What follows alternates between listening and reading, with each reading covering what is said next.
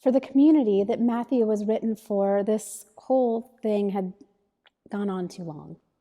In the first days after Jesus told them he'd be right back, they lived valiantly and generously in the way of Jesus, loving one another, loving their neighbors, even loving their enemies, sharing what they had and caring for and healing the sick, visiting people in prison, welcoming visitors, holding on to hope, holding on to hope, holding on to hope that the kingdom of love was at hand, holding on, holding on, holding on. And then somehow there was this division, this rupture between them and their siblings. They split with the synagogue and became this fringe group. They hadn't really foreseen being even further marginalized than they already were as an occupied people, but there they were.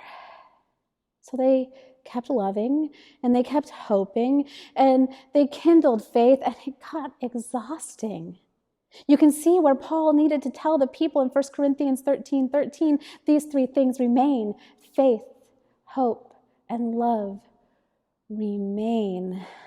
So the people trudged along, loving, sharing, healing, welcoming, hoping, and that hope, as it sometimes does, it faded.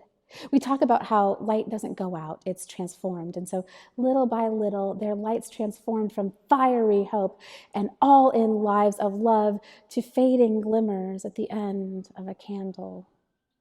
Lutheran minister Dirk Lang said a delayed parousia, which is just a delayed second coming, that's all parousia means, a delayed parousia caused flagging vigilance. Their candles and their hope and their mighty acts of love flickered in the winds of disappointed expectations. They had been patient, but their patience was waning toward its absence. So Matthew writes down a parable of Jesus. Actually, Matthew records many parables about vigilance toward that end. Today's gospel is one in sort of a long riff on last things. There are some young women. In this passage, they use the word virgin, but at that time, virgin was the exact same word as young women. So I find calling them virgins entirely unhelpful and probably a little distracting and maybe a little Me Too kind of thing. If I were describing women by their sexual history, that might be a little sketchy. I don't know about you, but that language doesn't help me settle into the world of the story, and it's not even really all that accurate anyway.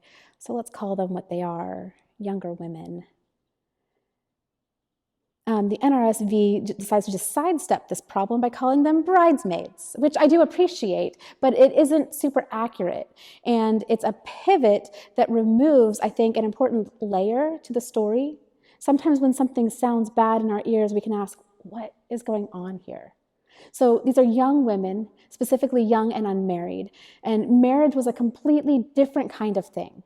Women would be very young when they were married, around 15, and men closer to middle age, usually 30-ish. And I used to call them older men, or even old men. But now that I've passed 30 and I'm kind of looking back at them, I'm like, yeah, y'all are kids. But they are much older kids than the 15-year-old young women. And a part of why a 30-year-old man would marry a 15-year-old woman was that the men taught the women. When you hear Paul telling women to go home and learn from their husbands, the nature of marriage at the time was that men taught women how to be their women. And that's a little gaggy. I'm very glad that marriage is different now, but that is how it worked then. So these young women who were not yet married were probably younger than 15 and had intentionally not been taught to live well and fully in the world yet. In many ways, in many of the most important ways, these are children. All this to say, we often look at this passage and think it's a judgment of the unprepared children. Those silly kiddos were unprepared and got locked out, so the bridegroom, whose fault it really was when he came ridiculously late to his own wedding, he tosses them out and taunts them, saying, I don't even know you. So does that sound like the gospel of Christ or the way of Jesus to you? No, it doesn't sound like Jesus to me. So again, when something sounds odd, we step back and ask some more questions. We tend to judge these women who ran out of oil for running out of oil. And yes, you all, we can take a cautionary message from this passage. Bring oil and oil and oil. It is going to be a long and dark night. Maybe the other 5 children's parents knew it would be a long and dark night, so they packed them extra oil, while the rest had optimistic parents, the kind of parents who might have said on election night, yeah, why don't you stay up with me to see who wins? You all, the night is long. So bring oil and bring oil and bring oil, bring self-care, bring community care, bring your favorite soothing game on your iPhone, bring a book, bring your breath prayers, bring spiritual disciplines, bring your mindset on the long game, bring friends who can remind you of the long game. Text them when you feel your strength waning and borrow their faith with readiness to return it with interest when the long night drains their faith and they now need you. Bring scriptures that gird your shaking knees. Bring plenty of water. Bring a really good cup of coffee. And bring an extra mask, maybe a few extra masks to share, and plenty of hand sanitizer. We can learn from this passage to be prepared for a long, long, long night. And for everyone who voted for Biden because you think it's our best option to grow nearer towards liberating love and justice and ecological well-being, well, bring oil and oil and oil, because we know that if Biden wins, it's just us opening the door to that future. It is in no way the arrival of that future or even a guarantee that it will arrive. So bring oil, you all, bring oil and oil and oil. But given who Jesus was, harshly judging these children for not preparing for a tardy groom cannot be the point of this passage. Dr. Elizabeth Johnson suggests that maybe the point is not the oil. These girls weren't foolish because they didn't plan for a very long night with oil. They are foolish because they lost sight of the purpose. They thought the light of the lamp was the point of their presence at the wedding, when actually they were people known and loved by the family, and they were invited to come and be the ones who would welcome the groom to his wedding. The lights help, but they are not the point. At midnight, certainly a lamp would make welcoming someone easy, but who here didn't forget their flashlight as a kid at camp and just walk closely with someone else who remembered? Their job was hospitality, their job was welcome, their job was joy, not carrying a lamp.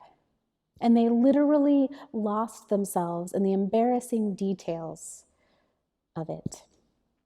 So the groom, possibly still a little bit passive-aggressive, but probably with grief for loved ones who weren't there to welcome him, he tells them, I don't know you. If you don't know that I wanted you and not your light, I don't know you.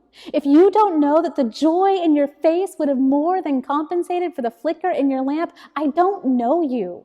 If you don't know that the point of this is for us all to be together, to celebrate together, to share a lavish and welcoming meal together, I guess we never really knew each other. And a few verses later, we hear a repetition of that, I don't know you.